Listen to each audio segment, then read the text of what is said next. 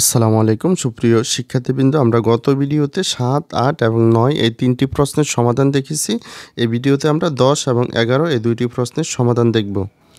শিক্ষার্থীবৃন্দ, এখন আমরা ১০ নং যে প্রশ্নটি রয়েছে এটি সমাধান করব। এখানে বলা হয়েছে 5 + x + y + 135 গুণোত্তর ধারাভুক্ত হলে x এবং y এর মান নির্ণয় করো। শিক্ষার্থীবৃন্দ, আমাদের গুণোত্তর ধারার যে কোনো অঙ্কের সমাধানের ক্ষেত্রে সবসময় দুইটি বিষয় মাথায় রাখতে হবে: ধারাটির প্রথম পদ কী এবং সাধারণ অনুপাত কী। এখানে আমরা দেখতে পাচ্ছি ধারাটির প্রথম পদ হচ্ছে 5, যেটিকে আমরা a দ্বারা প্রকাশ করব, আর সাধারণ অনুপাত হচ্ছে যে কোনো পদকে তার আগের পদ দ্বারা ভাগ করা। এখানে আমাদের যেহেতু পাশাপাশি দুইটি সংখ্যা দেওয়া নেই, তাই যে কোনো পদকে তার আগের পদ দ্বারা ভাগ করে কিন্তু আমরা সাধারণ অনুপাত বা আর এর মান বের করতে পারবো না। তাই আমরা সাধারণ অনুপাতটিকে ধরে নিব। তাই আমরা লিখতে পারি ধারাটির প্রথম পদ আমরা প্রথম পদকে এ দ্বারা প্রকাশ করি, আমরা লিখব a = 5। তারপরে আমরা লিখব সাধারণ অনুপাত আমরা সাধারণ অনুপাতকে r দ্বারা প্রকাশ করি, কিন্তু এখানে যেহেতু আমাদের r এর মান বের করা যাচ্ছে না, তাই আমরা সমান r লিখলাম, তারপরে পাশে লিখে দিলাম ধরি। তারপরে আমাদের এই দুইটি লাইন লেখার পর অবশ্যই একটি সূত্র লিখতে হবে। আর কোন সূত্রটি লিখতে হবে সেটি আমরা উদ্দীপকের সাহায্যে জেনে নিব। উদ্দীপকে যেহেতু আমাদের ধারাটির 4তম পদের মান দেওয়া রয়েছে, অর্থাৎ এখানে আমাদের প্রথম, দ্বিতীয়, তৃতীয়, চতুর্থ অর্থাৎ 4তম পদের মান দেওয়া রয়েছে, তাই আমরা nতম পদের সূত্রটি দিয়ে তারপরে 4তম পদের মান বের করে একটি সমীকরণ গঠন করব। তাই আমরা লিখতে পারি আমরা জানি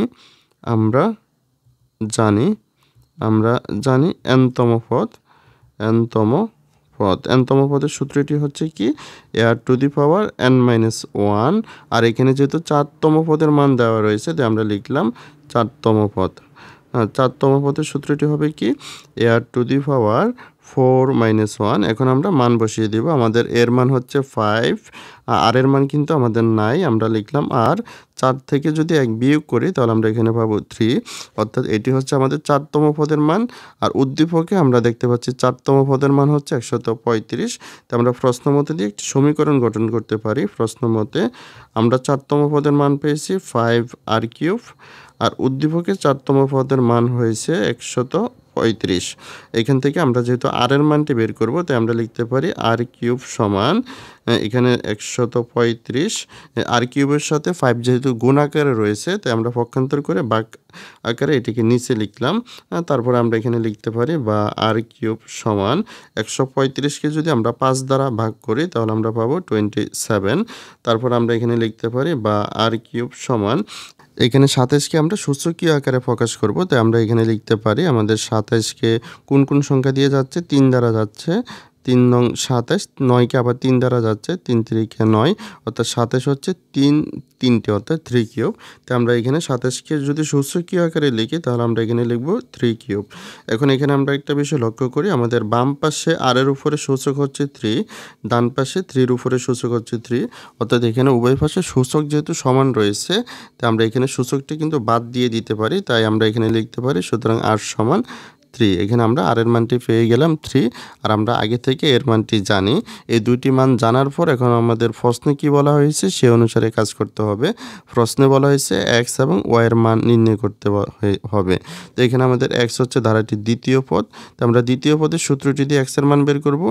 y হচ্ছে ধারাটির তৃতীয় পদ, আমরা তৃতীয় পদের সূত্রটি দিয়ে y এর মান বের করব। তাই আমরা লিখতে পারি দ্বিতীয় পদ হচ্ছে কি x, আর দ্বিতীয় পদের সূত্র হবে কি r⁴ তারপরে এখানে আমরা মান বসিয়ে দেব। আমাদের এর মান হচ্ছে 5 r, আর এর মান হচ্ছে 3। এখানে r এর উপরে রয়েছে 2 - 1, 2 থেকে 1 বিয়োগ করলে হবে 1, আর আমরা সূচকে কিন্তু 1 লিখি না, তাই আমরা এখানে লিখতে পারি 3 × 5 = 15, অর্থাৎ x এর মান হচ্ছে 15। এখন আমরা y এর মান বের করব। y হচ্ছে আমাদের এখানে তৃতীয় পদ, তাই আমরা তৃতীয় পদের সূত্রটি লিখব। তৃতীয় পদের সূত্রটি লিখব। তৃতীয় পদ হচ্ছে y, তৃতীয় পদের সূত্রটি হচ্ছে r⁴ তারপরে এখানে আমরা মান বসিয়ে দিব। আমাদের এর মান হচ্ছে 5 r, আর এর মান হচ্ছে 3। তারপরে আমাদের r এর উপরে রয়েছে 3 - 1, 3 থেকে যদি 1 বিয়োগ করি তাহলে আমরা পাচ্ছি 2। তারপরে এখানে আমরা লিখতে পারি 5 × 3² মানে হচ্ছে 3 3কে 9। তারপরে যদি আমরা 5 আর 9 গুণ করি 5 নং 45, অর্থাৎ আমরা y এর মান পেয়েছি 45। তাই আমরা লিখতে পারি আমাদের আনসার হচ্ছে x এর মান হচ্ছে 15 আর ওয়াই এর মান হচ্ছে 45। শিক্ষার্থীবৃন্দ, এখন আমরা 11 নং যে প্রশ্নটি রয়েছে এটি সমাধান করব। এখানে বলা হয়েছে 3 + x + y + z + 243 গুণোত্তর ধারাভুক্ত হলে x, y এবং z এর মান নির্ণয় করো। শিক্ষার্থীবৃন্দ, আমাদের গুণোত্তর দ্বারা যে কোনো অঙ্কের সমাধানের ক্ষেত্রে সবসময় দুইটি বিষয় মাথায় রাখতে হবে: ধারাটির প্রথম পদ কী এবং সাধারণ অনুপাত কী। এখানে আমরা দেখতে পাচ্ছি ধারাটির প্রথম পদ হচ্ছে 3, যেটিকে আমরা এ দ্বারা প্রকাশ করব, আর সাধারণ অনুপাত হচ্ছে যে কোনো পদকে তার আগের পদ দ্বারা ভাগ করা। এখানে যেহেতু পাশাপাশি দুইটি সংখ্যা দেওয়া নেই, তাই যে কোনো পদকে তার আগের পদ দ্বারা ভাগ করে কোনো মান পাওয়া যাবে না, তাই আমরা সাধারণ অনুপাতটিকে ধরে নিব। তাই আমরা লিখতে পারি ধারাটির প্রথম পদ, ধারাটির প্রথম পদ আমরা প্রথম পদকে এ দ্বারা প্রকাশ করি, আমরা লিখব a = 3। তারপরে আমরা লিখব সাধারণ অনুপাত আমরা সাধারণ অনুপাতকে r দ্বারা প্রকাশ করি। এখানে যেহেতু r এর মান বের করা যাচ্ছে না, তাই আমরা লিখলাম সমান r, এটিকে আমরা ধরে নিলাম। এই দুইটি লাইন লেখার পর আমাদেরকে অবশ্যই একটি সূত্র লিখতে হবে, আর কোন সূত্রটি লিখতে হবে সেটি আমরা উদ্দীপকের সাহায্যে জেনে নেব। উদ্দীপকে আমাদের ধারাটির পঞ্চম পদের মান দেওয়া রয়েছে, অর্থাৎ আমরা যদি প্রথম থেকে হিসাব করি, প্রথম, দ্বিতীয়, তৃতীয়, চতুর্থ, পঞ্চম, অর্থাৎ পঞ্চম পদের মান দেওয়া রয়েছে, মানে nতম পদের সূত্রটি দিয়ে আমরা এখানে পঞ্চম পদের মানটি বের করে একটি সমীকরণ তৈরি করব। তাই আমরা লিখতে পারি, আমরা জানি nতম পদের সূত্রটি হচ্ছে কি ar⁴n-1, আর এখানে যেহেতু পঞ্চম পদের মান দেওয়া রয়েছে তাই আমরা লিখব, সুতরাং পাঁচতম পদের সূত্র হবে কি ar⁵ তারপর এখানে আমরা লিখতে পারি, এখানে আমাদের এর মান রয়েছে 3, আমরা এর জায়গায় লিখলাম 3, আর এর মান কিন্তু নাই, আমরা আর কে লিখলাম, আর এর উপরে রয়েছে 5 - 1, আমরা যদি বিয়োগ করি 5 থেকে 1 তাহলে আমরা পাচ্ছি 4। এটি হচ্ছে আমাদের পাঁচতম পদের মান, আর আমাদের এখানে প্রশ্নের মধ্যে পাঁচতম পদের মান হচ্ছে 243। তাই আমরা প্রশ্ন মতে দিয়ে একটি সমীকরণ তৈরি করতে পারি। আমরা লিখতে পারি প্রশ্ন মতে আমরা পাঁচতম পদের মান পেয়েছি 3r⁴, আর উদ্দীপকে পাঁচতম পদের মান হচ্ছে 243। তারপর আমরা এখানে লিখতে পারি r⁴ সমান 243। এখানে যেহেতু r⁴ এর সাথে 3 গুণ আকারে রয়েছে, তাই আমরা এটিকে ভাগ চিহ্ন দিয়ে পক্ষান্তর করলে আমরা ভাগ চিহ্ন দেব, ভাগ চিহ্ন দিয়ে 3টিকে নিচে নিয়ে আসতে পারি। তারপর এখানে আমরা লিখতে পারি বা r⁴ 243কে এখন আমরা 3 দ্বারা যদি কাটি তাহলে এখানে আমরা পাচ্ছি 3×8 = 24, 3×1 = 3 81। তারপরে এখানে আমরা লিখতে পারি বা r⁴ সমান এই 81কে আমরা সূচকীয় আকারে প্রকাশ করব, যেহেতু বাম পাশে আমাদের আর এর উপরে সূচক রয়েছে। আমরা 81কে যদি সূচকীয় আকারে প্রকাশ করি, এখানে আমরা রাফ করে নিলাম, 81কে 3 দিয়ে যাবে, 3 × 27 হয় 81। তারপরে 27কে যদি আমরা 3 দ্বারা ভাগ করি, 3 নং 27, পুনরায় 9কে 3 দ্বারা যদি ভাগ করি, 3 3-কে হয় 9, অর্থাৎ আমরা এখানে 3 পাচ্ছি 1 2 3 4টি, 3⁴। অর্থাৎ আমরা 81কে লিখতে পারি 3⁴। এখানে আমরা লক্ষ্য করি আমাদের বাম পাশে আর এর উপরে রয়েছে 4, আর ডান পাশে 3 এর উপরে রয়েছে 4, অর্থাৎ উভয় ক্ষেত্রে আমাদের সূচক কিন্তু একই রয়েছে। তাই আমরা এখানে সূচকটি কিন্তু বাদ দিয়ে দিতে পারি, তাই আমরা লিখতে পারি সুতরাং r = 3। শিক্ষার্থীবৃন্দ, এই মুহূর্তে আমরা এ এবং আর এর মান জানি। এখন আমাদের প্রশ্নে কি বলা হয়েছে সেই অনুসারে আমরা কাজ করব। প্রশ্নে আমাদের বলা হয়েছে x, y এবং z এর মান নির্ণয় করো। এখানে x হচ্ছে ধারাটির দ্বিতীয় পদ, তা আমরা এখানে লিখতে পারি সুতরাং দ্বিতীয় পদ হচ্ছে x, আর দ্বিতীয় পদের সূত্র হবে কি r⁴